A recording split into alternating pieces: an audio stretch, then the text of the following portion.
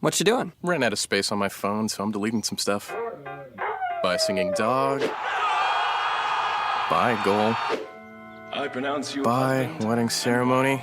Stop. At Metro PCS, you get 2 free phones with twice as much memory. Really? Don't say bye to your memories. Switch to Metro PCS and get 2 free LG K20 Plus phones with 32 gigs when you switch 2 lines. Metro PCS. Wireless. Figured out. Coverage not available in some areas. Sales tax not included in phone price. Excludes numbers on the T-Mobile network. See store for details and terms and conditions. Blog Talk Radio.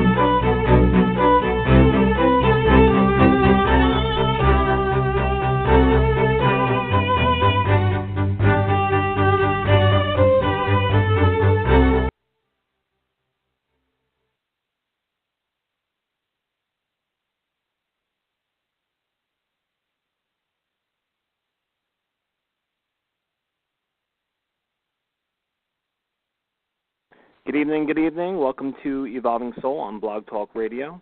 Evolving Soul is a spiritual talk radio show and podcast dedicated to spirit and the many aspects of spirituality. We want to provide spiritual resources for the total transformation of mind, body, and spirit.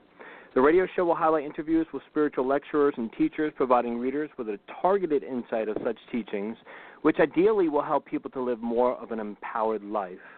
I am your host, Anthony Mrocka.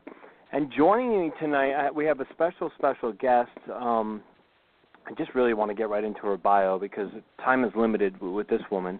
I just love interviewing her because her energy is so wonderful and she just has so much wisdom. But Colette Baron-Reid is joining us tonight. Colette Baron-Reid is an international acclaimed psychic medium and star of the national hit Canadian TV show Messages from Spirit on VisionTV. She's an oracle expert, a best-selling inspirational author published in 27 languages. She's a popular keynote speaker, music recording artist, and entrepreneur, voted in the prestigious Watkins list as one of the top 100 most spiritually influential people in 2013 and 2014. Colette delivers her messages on perspective and hope with her trademarked compassionate candor and hilarious personality. Known by her clients as the Oracle, her reputation for her laser-sharp, intuitive insights is worldwide with a client base spanning 29 countries. She is the founder of the Master Intuitive Coach Institute, CEO, and founder of the Invision Project and the Invision Lab, offering advisory services for select influencers and education for coaches in her trademark energy psychology technique, the Invision Process. Originally from Toronto, she splits her time between the USA and Canada with her husband and 3 Pomeranians. When she's not writing her books or talking to the dead people on TV or teaching global audiences, she's riding her Harley on the sea coast. Without further ado, let's just kind of bring her on here. I think I have her here. Colette, are you on the air? I am. How are you? Good. How are you? I'm tired. Tired? I am so tired. I am fried. Yes, but in such a good way.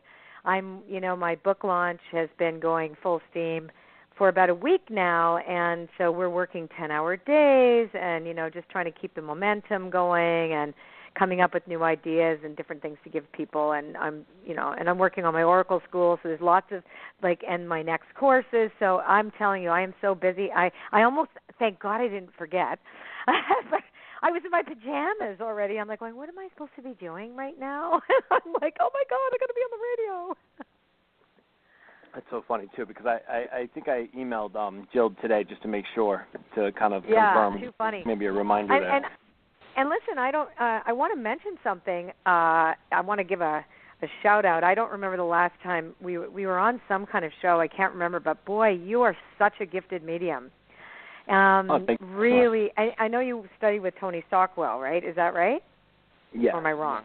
Yes. No, you're right. Yes. Well, yeah. Well, you just, I mean, listen, we're our own channels, so whether we study with so-and-so or so-and-so, it really doesn't matter. I happen to love Tony, and I think he's got tremendous integrity, but I've heard you work, and you're spectacular. There's some people who are born to this, other people want to be this, and you really are called to this. Thank you so much. That actually means a lot to me, actually. I think I'm getting a little emotional. It's funny, you're too. the real deal. You're definitely Thank the real you. deal. Anyway. As you are yourself. I got to see a couple clips of your TV show, and I think it's absolutely wonderful. Are you coming out with another season with that, or is there something coming to America that I hear? Yes, I have a show in development in the U.S., which I can't really say much about yet, but it will be coming on air in the United States, but it's very different. It's the other show. The show in Canada was wonderful, and I loved it. It was a little conservative for me. And not to say that I wasn't thrilled with the opportunity, et cetera. I have it was an extraordinary experience. But this new show, let me just put it this way, I'm riding my Harley in it. It's a little wilder, a little more, just a little bit more down and dirty and up close and personal. So, and I'm really excited about it. So, but thank you. I really have to say I was so thrilled to be able to have done that as my first time out on television. Yeah. And then you toured, right? You toured Canada, too, I toured, if I'm not mistaken. Yeah, I toured for a bit. I toured because the show, I was living in the States, and the show was in Canada, so I promoted the show in Canada because you can't see it in the States, but you actually can see it on my website, like all the episodes, or you could go to the website. So we went across Canada, which was great. But what we did with that tour is we took a lot of footage and we turned it into the adventures of the motorcycle medium. So if you go to Facebook and you look up motorcycle medium, you're going to see a bunch of episodes, not a whole lot, but, and then me singing and doing a few things. But we sort of have been nurturing that little page. We haven't advertised it at all, but, if anybody wants to go check it out, you'll see that that is a little bit more in alignment with whatever. I mean, but you'll see some of the actual tour footage there. Gotcha. Yeah, gotcha. So I got to check that out too. Colette, I want to jump right in with this because you're like, I'm a big fan of your work. It's funny, I got to interview you years ago for the magazine. It was the first time we did I interviewed you on the phone, and then I had to transcribe it, and that was actually the last time I said I'm never doing this again because the transcribing part was just crazy to sit there and type it all out type of a thing. But you were probably one of my first people. For me, I got sober, and that's when everything kind of happened. And so in my development, it's funny how synchronistically or how spirit works or the universe, whatever you want to say, you kind of just popped up. I think you were on CBS radio then when I was driving around delivering stuff. And I would just listen to podcasts and anything I could get my hands up, I really was listening to. But so I've always been a fan, and you take it to your intuition work is amazing. I said this, I think on one of my posts in one of the groups I shared, you coming on tonight, was I feel as my opinion is that you are one of the best intuitives in the world. Your mediumship is amazing too as well, but you also go deeper. And so when I say you go deeper with reality. What is it? What is the illusion? Why are we here? What are we creating? What are we co-creating? I think that's what your new book is starting or is about. I'm pretty sure. Yep. I actually pre-ordered it myself, and I'll get into it. I'll explain that later. I would have sent you a copy to read before the show.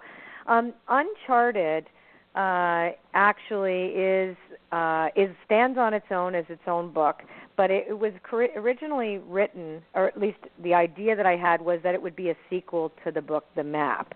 So there's a reference to maps, right, in this book, uncharted being the uncharted territories that we haven't yet discovered.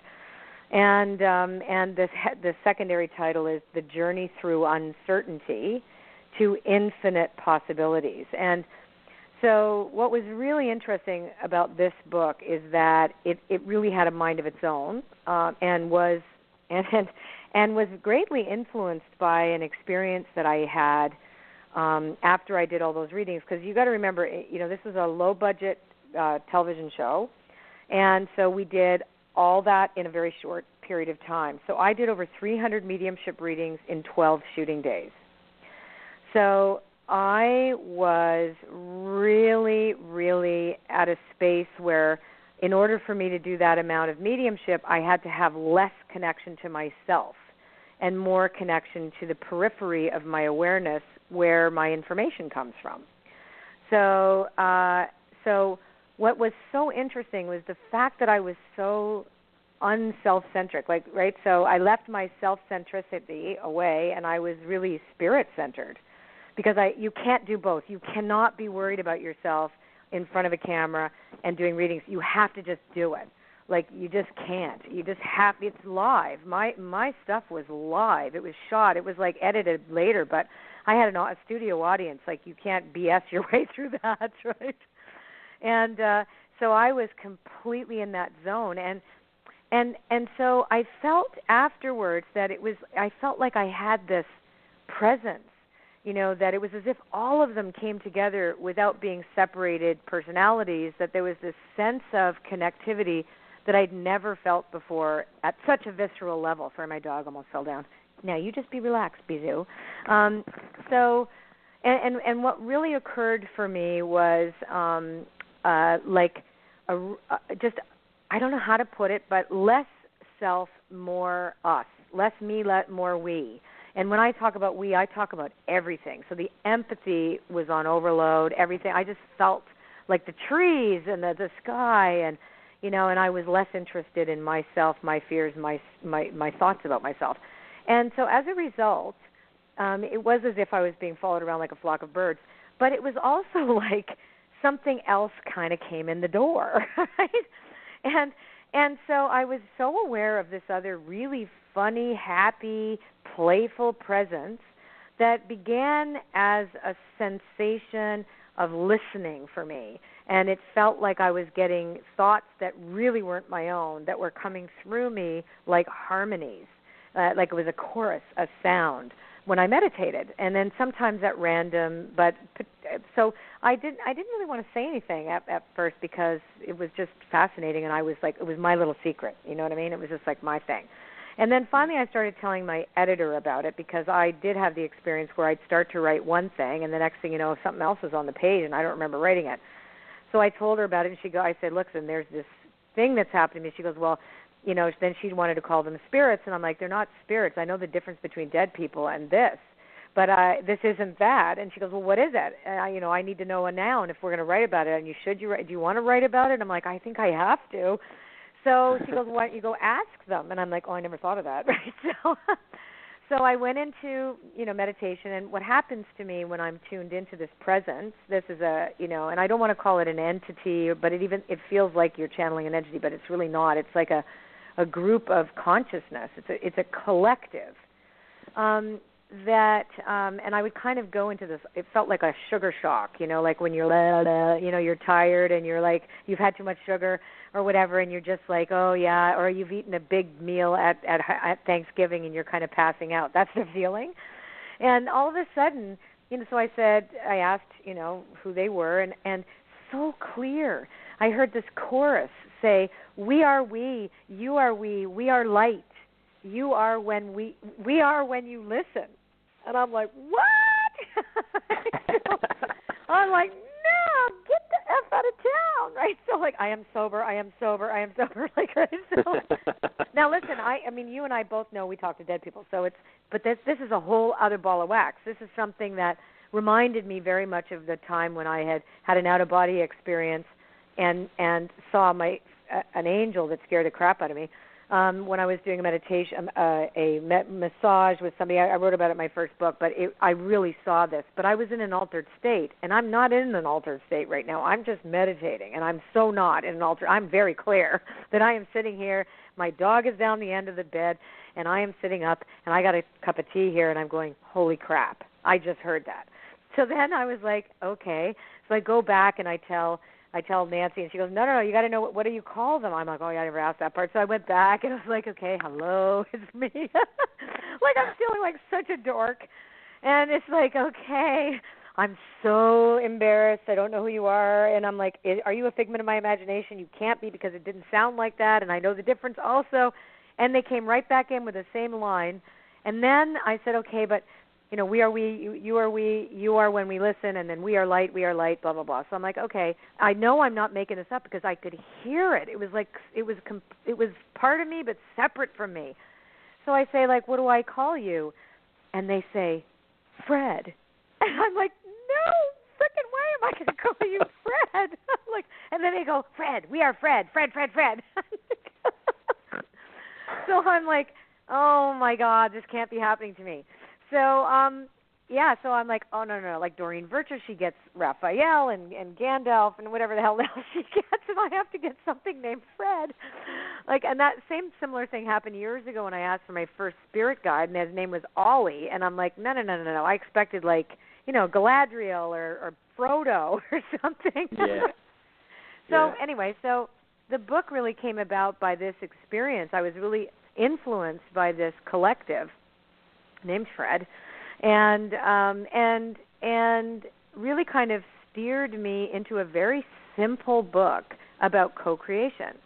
And every time I tried to get real interesting and complicated, and I am a bit of an intellectual, and I love science, and I'm totally a geek in this area, but every time I tried to steer into the quantum physics conversation, et cetera, reality, this group would be like, no, like, be as little children, be a child, be curious, play. And I'm like, okay. So it was in and out. It was this in and out experience between me and this chorus of voices. I call them the chorus, sometimes known as Fred. And I'm not going to spoil what some of the meanings were, but it was just so profound, but also so hilarious that, I had to share it. And it really plugged me in. They showed me this map, this spherical map that I sort of talked about in my book, The Map, but didn't quite get it right. And they showed me this interconnected spherical map of pulsing potential, and that everything was connected, and showed me how one experience, connects to another one, but we can't see it with our naked eye because we're not made that way, and just basically how we got it all wrong. And then I went on to describe the real truth about co-creation according to what I was given. So I was given a kind of framework to work with, and then I was able to put everything that I'd learned up to this point and integrate it, because I don't write anything that I haven't integrated already. So it just became it's a group of stories I tell, and exercises, and and little vignettes about Fred. Not too many, because it wasn't that necessary, but it was really more about what a person needs to do in order to be deliberate about their creations. I'm not really letting you talk much, so I hope that's okay. That's okay. That's okay. So, well, it's an interesting topic. The book is really. I'm really proud of this book, and I'm looking at it like it was really a co-creation. It really was. And I had a fantastic editor who's not afraid of this at all, and she encouraged me and said, listen, because she knows how I came from an academic family. I always had a big chip on my shoulder that I never finished my education, and I wanted to appear, like always, I start out writing a book trying to be smart, and I end up writing the truth, right? So, and I'm putting all my ideas down. But the realms of co-creation, which fascinated me, and I have proven this to be, honestly, I have put this to the test. I mean, we manifested this house by using the concepts in the book in 3 weeks, like literally our entire dream house to the like, it was just, the form was different than we expected because it was in a different country than we expected, but we were open. We realized that there was a way to work for the highest good of all, always, because manifestation is not always for the highest good of all. People want what they want, not necessarily what is compassionate prosperity, what works for everyone. Like there's such a what will impact others also in a positive way. But so the basic tenet of the book is that spirit is our primary reality, not the material world. That the invisible world, which is why you and I can do what we do, is because we tap into the real world. And the real world is the immortal world, the world of energy, the world of spirit, the world that we can't see with our five senses because we're not made that way. But we can perceive through our first sense, which is intuition. And I really believe that, mediums, psychics, mediums, average people, we all have access to this. You and I have we have an extra channel that we tune into, but it's all there for everybody because that is our primary reality. And our intuition or our ability to tune into these invisible realms is not our sixth sense. It's not. We only delegate it as our sixth sense when we come to it as with a level of superstition through the lens of the separated worldview where everything is disconnected. But if we see ourselves through a worldview that is connected and everything, which is now science has proven that everything is existing, that it is collaboratively and cooperatively, and the invisible is where everything begins before it is called into form, then it's a whole other ball of wax. Then, of course, since the soul is immortal and takes us for a ride for a period of time and needs to experience through us, which is why we have our personalities, why we were born in certain days, and whatever, not others, and we have soul contracts, etc. But it needs to experience. It can't experience the material world without us, without the small self or the ego self or the personality. And so the soul that is always immortal came with a navigation system. And that navigation system is our first sense because we were first immortal souls before we were human beings. So if we look at it that way, then we see how we don't teach this in school, right? You and I come to it through, I know a lot of addicts and alcoholics. I mean, I'm clean and sober now 30 years and 30 years, 8 months or whatever. So I came to this through rape, through violence, through being born to it, through my Holocaust survivor parents and mother, not my father. But so there was a tragedy and violence that kicked me out of myself in order to have it. But what if we learned this in school and we didn't have to have violence and things like that? Like what if we teach our children to continue with their knowings and their wisdom that comes through that we condition out of our kids and ourselves. So we are conditioned to see the world through a separated lens. I mean, anyway, you go talk now. You can have a conversation. You can have a comment.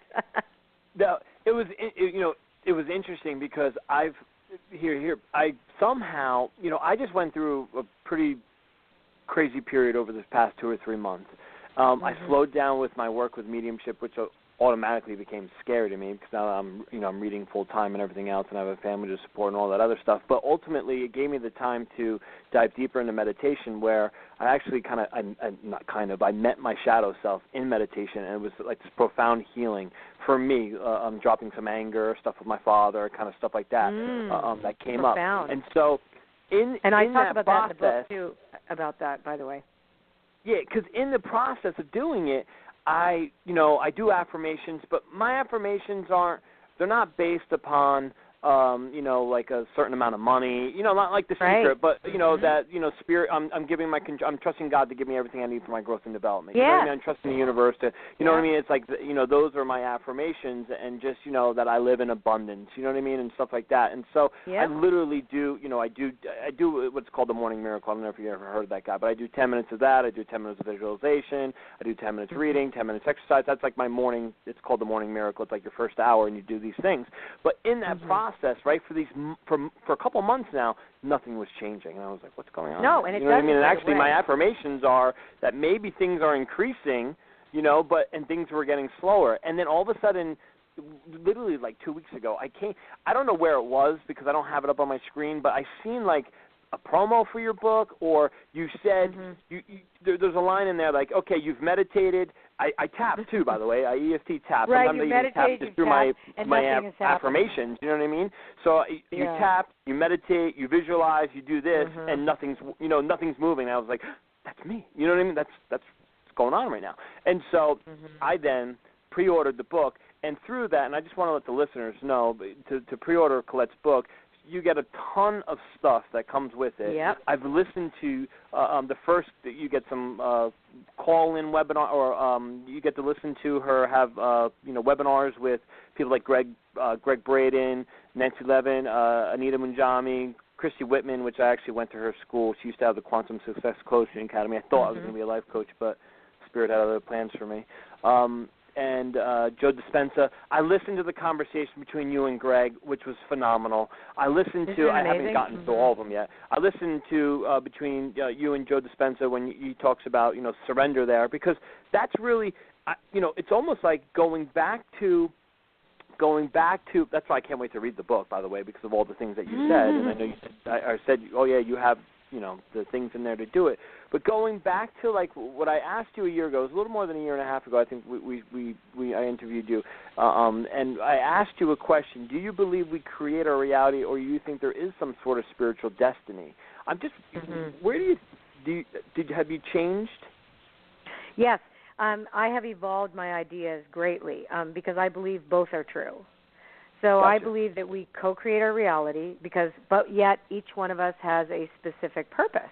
But there are many possibilities based on what abilities and gifts that we have. Like that's why not everybody wants to play the piano. Do you know what I'm saying? It's like you're going to have very specific things that you are here to do, but you co-create your reality always in relationship to spirit because it's always a partnership. And you are going to fulfill the contract or you're going to F it up a little bit. And so both are true. What I've learned now, however, on top of all of that, is that when we are in alignment, like I never ask for stuff. I never intentionally, like when we created this property, we had very specific goals in mind of how it would influence positively other people and what it could bring to my whole tribe if I could be in a place that was in nature, et cetera, that would be best for us, and therefore it would influence my work, therefore it would influence others, right? So it's always in alignment with your highest good. It's never like I want that thing over there because that's not what it is. But I will say this, so that's just like when it comes to properties or things like this is different. But when it came to, I'll give you an example. So I can't not be a medium. But I can't not. Like I tried not to be one. But tough bananas. I am this. And I finally, when I surrendered to it, was when all my opportunities came. Now, not to say I didn't have them before. I can create anything really. But what really felt like I was selfless, like I felt like a lightning rod went through me. When I'm on stage and I'm doing demonstrations, I'm telling you, I feel like I don't care about anything. I feel like I am in service, and I know exactly why I'm on this planet. So, and I don't care about money. I don't care about any of that stuff because I know that my needs will be looked after if I am in service. But it took me a long time because my ego self had a lot of fear. Like, so there's a desire to define oneself. That's about you create your reality according to what you want. But what if that's not right for you? Right? Like, so there is that there's going to be a point in every one of us that are going to lean in a particular direction that will go, wow, I'm really good at that. It's a thing that you are best at, even if it's just planting flowers, that there's something that you're here to do. And then it's up to you. Like, listen, if I kept drinking, I'd be dead, right? Who says I'm supposed to get sober? We're the lucky ones. Right? I got a second chance at life, but I still, over the past 30 years, I still had an ego where I was afraid to be me. I was afraid to be an intuitive or I never even said the word psychic until recently. I was like, I don't want to say that. There's a pejorative around the connotation of the word, blah, blah, blah, because it was just me trying to fit in and belong everywhere and not be, like, called out on, because we get a lot of hating and trolling and all that kind of crap. And eventually I just said, bite me, this is who I am. And I've never felt more myself in my life. And it was like coming out of the closet of being just me rather than worrying about where I fit made me fit best everywhere. So that's what I'm saying this for everyone listening, because we do have free will, and we do have a subconscious that is programmed and conditioned by past experience. And I talk about that in the book too, because one of the realms of co-creation is the realm of mind, where we have to look at our consciousness and how it's connected to the greater consciousness.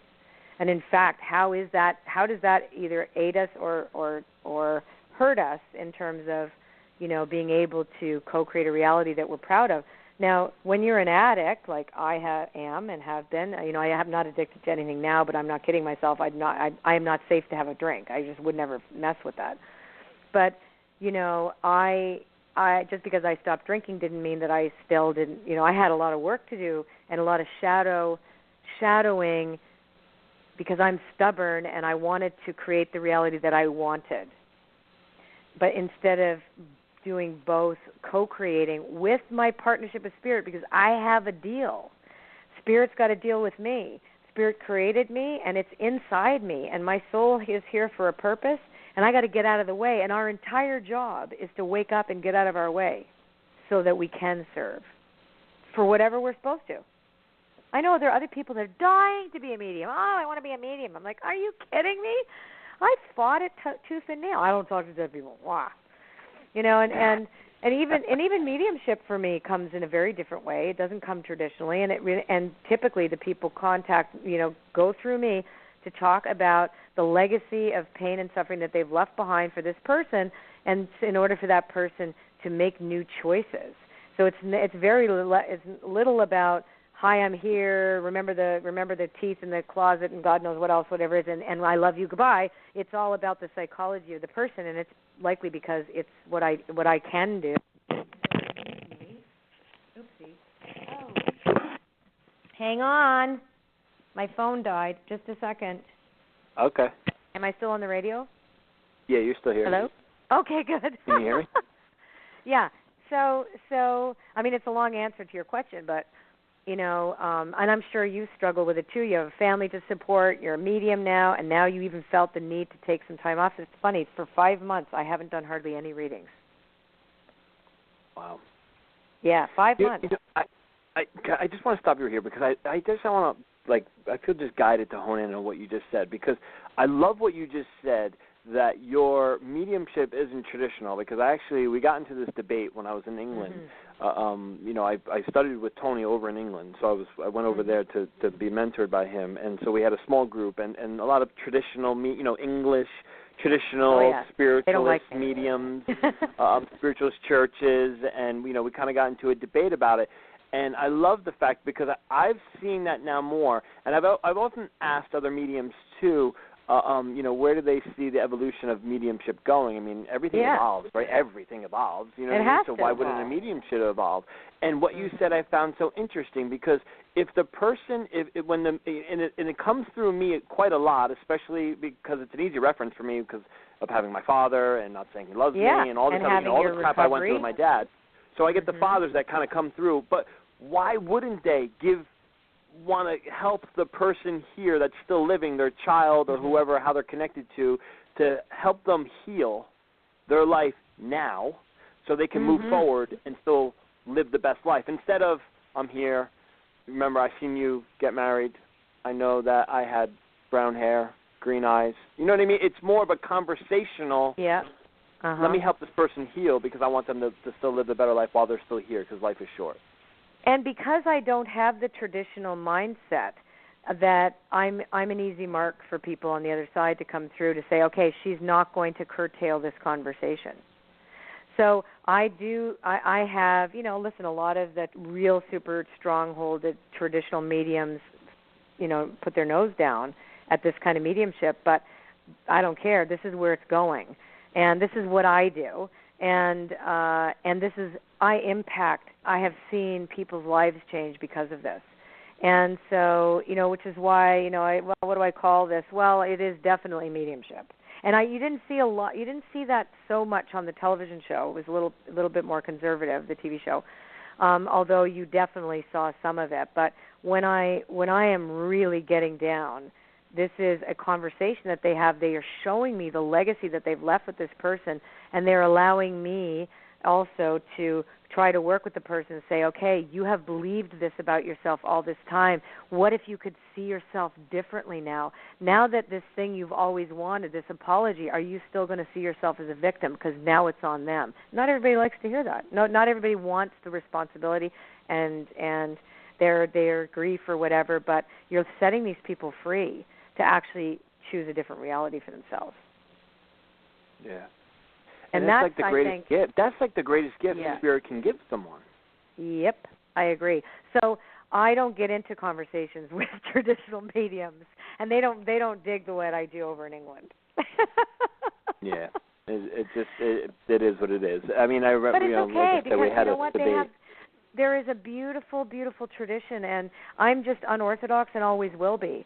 So that is, I've also come to realize that I so desperately wanted to belong somewhere, and I think I tried to change myself so many times to try to fit in I don't know how many boxes, like more mainstream, more this, more that. When in the end it was just like, this is really me. I'm unorthodox. I'm not traditional. I'm really honest, and I am no BS. There's no BS going to come out of my mouth. And I am going to serve the way I'm called to serve. And it has not failed me yet. What has failed me is my fear of not belonging, my fear of being called out, of being different than other people. I don't like it when people are disdainful towards me, but I get that. And I realized I couldn't please. I was such a people pleaser. I wanted everybody to like me and accept me and say, yes, you're good. You are approving of. We're going to approve of you, Colette. And in the end, it was like, whose approval am I seeking? Even writing this book, Uncharted, I didn't want to talk about Fred because I thought, I'm channeling what? And I even make a joke in the book, like I bet all the best ideas are going to be theirs, right? So, but thanks, guys. But the point is that again, why was that? Why was that a problem? Why? Because I wanted people who were intellectually, who saw themselves as intellectuals, would say what a smart book that was, and it wasn't. In the end, it was like Christiane Northrup says, it's a smoking hot Harley ride through the soul. That's what it is. I let it all hang out in that book. I want to ask you this because I did get to listen, and again, the reason I keep talking about it to the listeners, if you pre-order Colette's book, actually by September 5th, you get 12 conversations. I got the first batch of them, and then there's another batch coming. Real and raw with coffee. Real and raw with a cup of coffee. I called everybody: Joe Dispenza, Greg Braden, Robert Holden, Christiane Northrup, Anthony William. Like I talked to him, he was in his pajamas and I was in a hotel room. Literally, you guys are going to see us at our most relaxed with coffee, not teaching, having a conversation about co-creation. And I call it the Real and Raw series. Conversations about co-creation with the masters. I'm telling you. And you're getting us as if you were having a cup of coffee with us. That's what you're getting. Yeah. And you're getting us talking about what we really believe. Now, I think Greg's interview, I didn't do that much talking. I think I talked a ton when Denise Lynn and I were talking. But these are conversations. They weren't interviews. And I wanted it that way. I wanted everybody to feel like they belonged in the conversation. And we talked about everything. I had no idea where the conversations were going to go. It really is wonderful. I'm just trying to be mindful of the time because I could keep you on and talk to you for the whole hour, but I know the switchboard's filled up. I told people that you'd take some calls, so there's a question that I have to ask because, again, in the one with Dr. Joe Dispenza, he speaks about the mind and surrender, Yes, and I talked about it, that there was that it was a delicate balance, like a slinky. I described it like a slinky. Mm-hmm. I'm big on surrender. I was always big on surrender. Actually, because a book fell in my lap, The Surrender Experiment by Michael Singer, I listened to it, actually, and I was blown away by this guy's life. But also, he says it right in the beginning. Let me be real clear, I didn't not exert my will. I didn't just sit around, you know what I mean? He just accepted everything that came in front of him. But I often wondered why he became so successful, and it just kind of came to me the other day. It was he accepted everything. I mean, he accepted everything that came along, but he also meditated every day. So he was in that now kind of I meditate. a moment. Want to hear this? I meditate twice a day. As soon as I wake up, my husband and I meditate for 45 minutes. And before we go to sleep, we meditate for 45 minutes. Every day without fail. We missed once last week. I was like, I don't want to meditate. Me neither. But it is minimum once a day. But once every 7 days, we'll just do once a day. But we meditate 7 days a week. And when I first started doing this work, I meditated 90 minutes a day, just like we're doing now. So I walk. When I say I walk my talk, I'm not saying, oh, I'm so great, because I have to meditate. I'm a crazy person if I don't.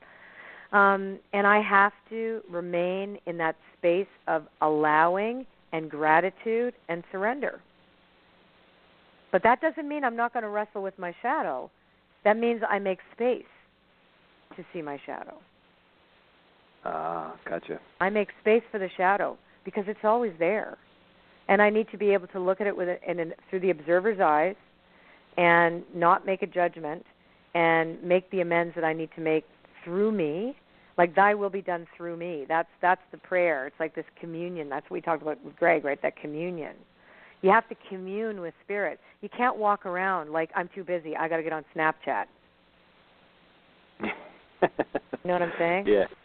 I love Snapchat, by the way. I like to put the little sparkly things in my hair and make the tongue come out and the ears go, and I'm like a child. But you know what I'm saying? It's like you have to make space. And the rest of my sobriety, my meditation, they're number one. My number one priority is my spiritual state of mind.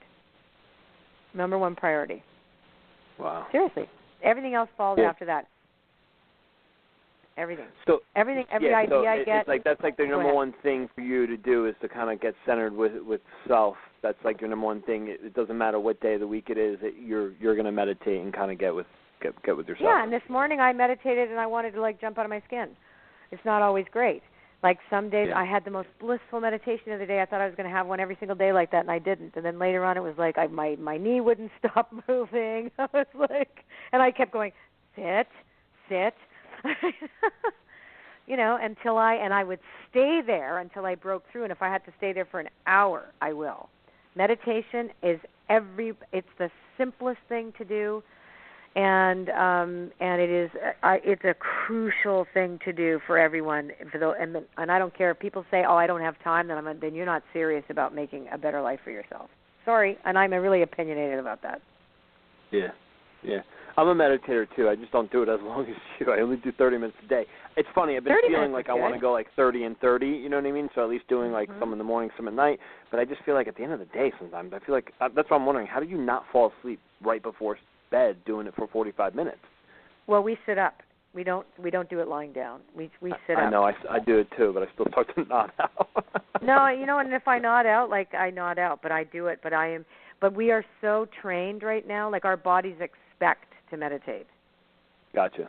Yeah. Right? So we expect it. And also because I like my life better when I meditate. Yeah. Yeah, it's clear. I get it. I like it too. Yeah, like, you know, and it doesn't mean that stuff isn't going to happen. Yeah, true. Colette, they can pre-order your book on your website, correct? Yes, on my website at ColetteBaron-Reid.com, and they get all those gifts and bonuses, and they get a webinar with me on the secrets of co-creation. Also, if before September 5th, all those people are going to get into the webinar on Hay House Radio, and they'll get the details. I think it's on the 27th, Tuesday the 27th of September. And they get a reference guide. They get I can't remember what it's called now. I'm so out of it. I'm so tired today. Anyway, you get a whole bunch of stuff. It's like a reflection journal.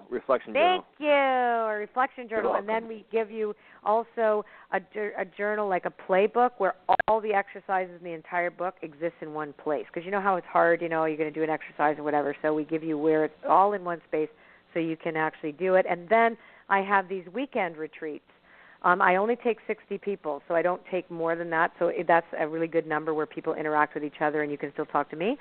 The next one is in Boulder, Colorado. It's half sold already, so there's still time to go. It's the November 19th weekend, and we have Deborah Silverman, the astrologer, who's going to be one of my guest speakers, Nancy Levin, who wrote the book Worthy, and Althea Gray, this extraordinary healer who is doing this amazing ceremony Saturday night. And people who have done the ceremony in the last Uncharted Weekend workshop are so freaked out by what's been happening to them once they affirmed their intention in this special thing she does with this Bovis rings and photon lights. It's just crazy. So we'll have an amazing time. Boulder, Colorado, that's also on my website. Awesome. So ColetteBaron-Reid.com, everyone. Also, too, you're at Omega coming up, I think, for people on the East Coast. I am with John Holland. Yeah. John Holland and Maureen Hancock, yep. And that's going to be at the third week of September. And before that, we're going to be in Philadelphia, so that's going to be amazing, too. So Philadelphia, that's a great weekend. The I Can Do It conference, and then I'm at the Celebrate Your Life in November. Awesome. Yeah, I see a lot of East Coast kind of exchanges on the call tree here. That's why I just want to make sure everyone knows where you're on the East Coast. All right, so let me, we got 15 minutes left. Callers, just one question for Colette. I just want to be real clear with that, and hopefully we could just kind of narrow it down. Maybe we can get to one or two callers here for Colette. So if you have a question, or Colette, if you want to pull a card, I don't care. Whatever you feel guided to do. Yeah. Let's do my new deck. We'll pull cards. That's fun. And I love that deck, by the way, because I see you post on it all the time. You post a card or whatever. And I love that deck. But my first caller here, I have area code 781-706. You're on the air. Are you here? Yes, I'm here. Hello. Hi. What's your name? Yes, my name is Lindsay. And should I ask a question or? Hi, honey. How are you? I'm great. How are you doing? I'm fantastic. It's nice to talk to you. So what is your question? So my question is, I'm trying to narrow it down, but about my book. I'm thinking of putting my book out, and I do have to finish it, and I'm just wondering, timeline-wise, with the book, if you get anything intuitively for that. So I don't really timing is my least accurate element of my work. Okay. So you know, yeah. So I don't do, and here's why.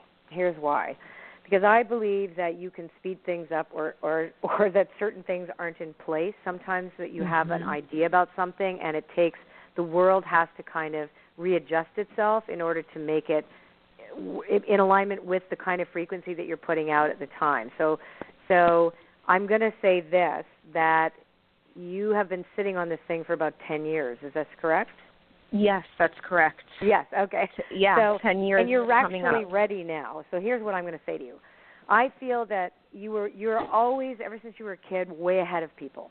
So that's made you feel kind of off because your ideas, you could see things well beyond before they were timely. Does that make sense? Mm-hmm. Yes, it makes perfect sense. Right? Okay. So finally everything is catching up to you, right? So yeah. And you're sort of in alignment with the zeitgeist. One thing I will say, this is more of a body of work than it is a book. Is this correct? Yes. Okay, good. So it's going to support. Could it also support two other books, or like not a workbook, but some type of? Because I'm seeing you in a workshop environment. So is there a teaching element to the book? Is this right? You know, it's funny because I was going back and forth with putting a teaching element in it, and I wasn't sure if that was what was going to happen.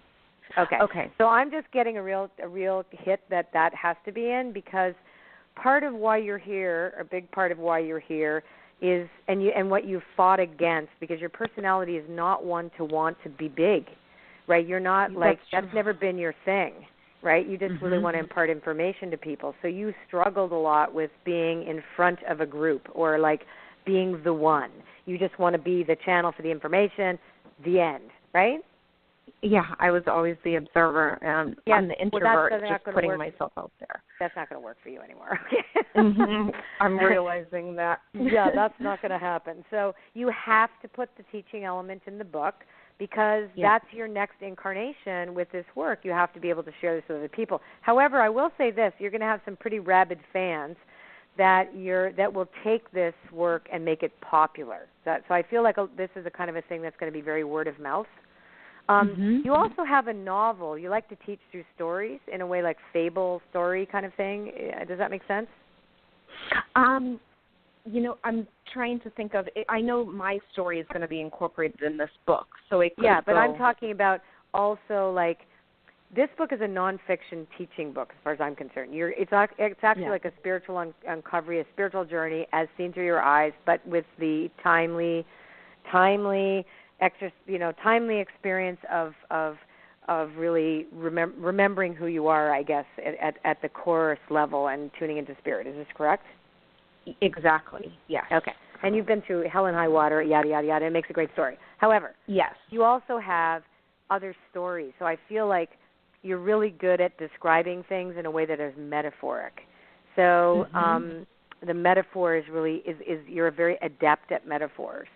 So whether or not you end up creating a different type of book after this for kids, because I feel like that's funny. I have goosebumps. That's what I want to do. Also, I used to be a third grade teacher, and now I'm a psychic medium. Let me finish. Okay. So you're going to bring all this woo-woo stuff to children, okay? But in a kind of way, it's like a badger has magic powers or something. So, and I really feel that you're going to land there. You're going to land there. Okay. And you're going to be really proud of that. Thank you so much. That was totally on point. Excellent. You're welcome. I'm going to give you a big hug, and let's talk to somebody else. Okay. Thank you. Awesome. Thanks for calling in. I love this part. All right, let's see. All right, this person's been on hold for a long, long time. Area code 251545. You're on the air. Are you there? Oh, hello. I've been listening to your program. Very interesting. Thank you for taking my call. Hi there. Thank What's you. your name? My name is Risha, and I just want to know if there's anything you can pick up at all. The only specific question I would have is, it's kind of hard to find a question. I mean, there's a billion. It's what? Sorry. It's kind of hard to find a specific question because. Okay, let me just tell you what I see. How's that? Oh, hey, that's great. Yeah. Okay, so a couple of things come through for me, and these are just pieces of information, like little puzzle pieces that may or may. Okay, so I am actually tuning into somebody who had passed away with diabetes. All right. Is this your mom or your or an aunt? My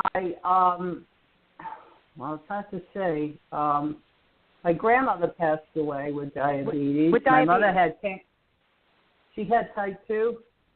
Type 2. Okay, you have diabetes. I'm picking up a woman who was either Russian or Polish or had some kind of background like that. Was that your grandmother? Could have been. Yeah. Okay. I don't know. Yeah. Do you have any Jewish background? Maybe on my father's side. Okay. So, because it feels like I'm tuning into somebody that had that, like a Jewish background, which was Polish, Russian, originally. Like I'm going back, back over there. But the woman with diabetes is on the other side, correct? Yes. Okay, good. Yeah. So I'm just getting a feel for you. So part of why I brought that up, because the woman who passed away with diabetes is the one who just came through really quickly, that was very gruff, and is actually kind of apologizing for your mom. Does that make any sense to you at all? Oh, see. Was your mom very difficult? No. Okay. So what would it mean that did you have to look after your mother? Would this make sense? Oh, my mother passed away. She passed away. Here we go. No, my mom passed away. Yeah. Okay. She passed away in 95. Right. And did you? So it's been a long time. So, okay, so let's go back there for 1 second, because I just want to link this conversation up and just put closure on it. Oh, okay. Sure. Yeah, because this woman with the diabetes, this woman here, who you apparently also have a tendency towards diabetes, right? This is what she's showing me. Okay. And there's a connection with your mom, and she was apologizing for how hard it was around your mom. Now, I assume she was apologizing for your mother being difficult, but she's apologizing in some way around your mother. So what happened just before your mom passed away that Does this mean anything to you? Oh, my mother, she had pancreatic cancer and died very painfully, so I don't know right. So, what that... Okay, so and maybe what she's saying is that she's sorry that you had to see that. Do you know what I'm saying? Is like you had to watch that, and you couldn't help, because I think that's the apology, is that part of your entire reason for being is that you think you're here to help everybody. Yes. And you get it, right? So I think that's what I'm misinterpreting it. Anyway, I wasn't planning on this. I was planning on picking a card for you, but she came in so clearly, and she's very pushy. So, wait a minute now, is this the Polish grandmother? I never met her. No, so I'm talking about the woman who had diabetes. Oh, okay, that was my other grandmother. Right, the grandmother you met her. Yeah, I met her, yeah. Well, she just identified herself, plus that you had Polish and Russian on one other side of the family. So, but there's only one that died of diabetes, and this is her. Yes. Yes. Okay. Good. Her name was she's Rose. The one, and oh my God, I didn't even get to say that. I'm so pissed off. I was doodling that name. Oh, I was doodling that name, and I didn't say it. Oh my God, because every time. All right. Oh, that's too funny. I was doodling the name. I was like, okay, but anyway, whatever. No, you guys can't see it. I wish I could have showed you this piece of paper, but okay. No, I know, but she wanted me to tell you. That's why. Probably, yes, because she's also very funny and she's very pushy. But yeah, she was really concerned because very pushy lady, right? Yes, but she was also really showing about when your mother passed away. It was very traumatic around you, but also set things in motion for you that you didn't trust yourself or your ability anymore for some reason. As she wants to go back there. I don't know what that means to you, but about your sense of purpose kind of got lost in space around that time. Yeah. Is that true? Okay. Yeah, so here we are 20 years later, right? So we're here 20 years later, and you're coming right back full circle to what you lost back then. So I don't know if that means anything to you, but it's like finding yourself again this late in life. Yes. You get that? Indeed. Okay. Right. I do. So, okay, perfect. So it's like she's showing me like a new candles being lit for you. Like there's like a new fire in your belly, to make these changes, to really, like you're on this spiritual path now. Like you're going to go just the like whatever you lost faith, lost hope, etc. 20 years ago, and now all of a sudden here we are again, and you're juicy, and you're like, I am going to take life by the balls right now. Yeah. Right? That's so right. Yeah. And she's applauding you because she said your mom would never have been able to do that, even if she had lived. And you were the one. She likes to think you took after her, and you're pushy like her apparently too. So and yay for you, because this is your time now. Is what she's saying. This is your time, and so do it. Let go anybody that's not working for you, because right now you're rebuilding your life since about 3 years, and you have nothing to look back on. You have everything to look forward to. Does that make any sense to you? Oh, yes. And, let's go back to the Polish and Russian ancestry. Who are these people? Because I found out that my father may have had a different father than who his father was. Mm-hmm. And I never got the answer about that. And then I did read a note once by an aunt who sent it to my mother. It was about that, and said that my father's father may have been Polish. So there was Polish, Russian in that ancestry. Well, I think you got a lot of family over there. And Jewish too, correct? Yeah, Jewish too. Yeah, Jewish, Polish, Jewish. Well, they want to say hello. Oh, wow. I always, people have always said to me, "Are you Jewish?" And I'm Italian, but I never knew that I had. And people Polish, even Jewish. asked me if I were Russian. Yeah. Polish, Russian. Yeah. Oh, wow. That's you got amazing. some Jew in you, girlfriend. So I wonder. Well, I did my DNA, and I was looking for Ashkenazi Jew and Sephardic Jew, and some of it did show up, but in small amounts for some reason. Yeah. But it did show a lot of that. Russian and what do they call that? What do they call Europe? The Polish. Slovakian. Yeah. The Slavic. Yes. That's not and Italian. People have said to me, people have asked me, are you Russian? Or are you That's something? not You're something Italian. No, I know. Anyway, No, listen, I think Anthony's show's going to end. It's like we've only got Yeah, like 1 minute. I got to kind of hop off. This. I learned something today. Oh, my grandmother, she was a hard ticket, Rose.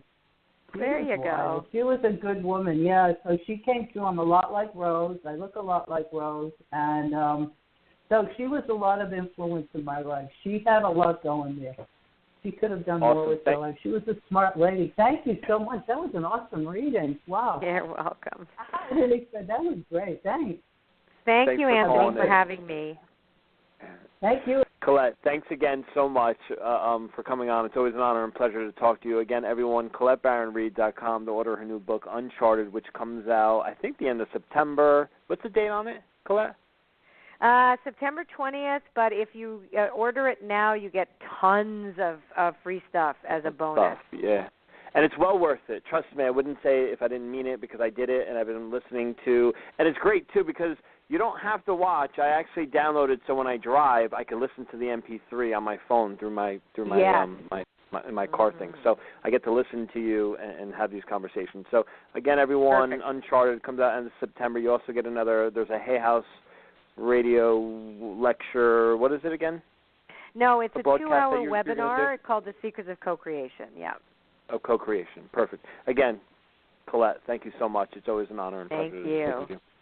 Good Have night. A great night. Bye-bye. Bye-bye. Bye. And that's it for the show. I'll be back next Monday. Sorry for any callers that we didn't get to you. I'll be back. Not next Monday. I'll be back next month, first Thursday of the month. Next week we have Evolving Soul with Pat Longo. I'm not sure who Pat's guest is. Anyone in New Jersey, I do have a show coming up at the Forum Theater in Metuchen, New Jersey, September 17th, with 2 other great mediums too as well. So to get tickets there, you could just hop on Facebook and search Spirit Messages. Again, Forum Theater, New Jersey. Thanks for everyone for listening in, and we'll be back. I'll be back next month. Tune in next week for Pat Longo. Bye-bye. What you doing? Ran out of space on my phone, so I'm deleting some stuff. By singing dog. By goal. I pronounce you. By wedding ceremony. Stop. At Metro PCS, you get 2 free phones with twice as much memory. Really? Don't say bye to your memories. Switch to Metro PCS and get 2 free LG K20 Plus phones with 32 gigs when you switch 2 lines. Metro PCS. Wireless. Figured out. Coverage not available in some areas. Sales tax not included in phone price. Excludes numbers on the T-Mobile network. See store for details and terms and conditions. What you doing? Ran out of space on my phone, so I'm deleting some stuff. By singing dog. By goal. I pronounce you. By wedding ceremony. Stop. At Metro PCS, you get 2 free phones with twice as much memory. Really? Don't say bye to your memories. Switch to Metro PCS and get 2 free LG K20 Plus phones with 32 gigs when you switch 2 lines. Metro PCS. Wireless. Figured out. Coverage not available in some areas. Sales tax not included in phone price. Excludes numbers on the T-Mobile network. See store for details and terms and conditions.